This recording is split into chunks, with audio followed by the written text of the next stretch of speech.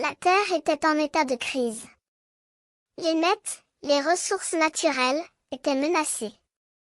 Pour sauver le monde, il fallait agir de manière urgente. Mais comment?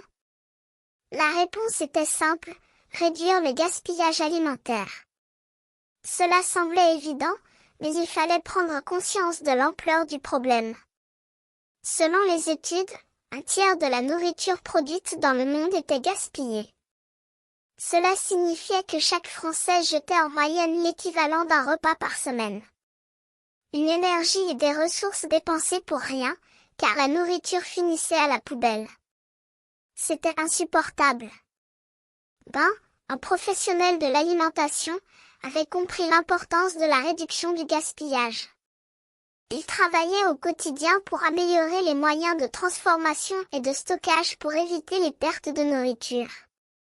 Mais il ne pouvait y arriver seul. Il fallait que tout le monde s'y mette. Les professionnels de l'alimentation, les pouvoirs publics, et chaque individu. Il fallait prendre conscience que le gaspillage alimentaire était un problème individuel et collectif. Pour commencer, il fallait changer son comportement. Ben avait décidé de manger les aliments cultivés près de chez lui. Il achetait directement chez le producteur à la bonne saison, car plus c'était local, moins c'était sale. Il surveillait également les dates de péremption des aliments dans ses placards et ses frigos, et les organisait avec un étage à consommer d'urgence. Il fallait également contrôler sa consommation.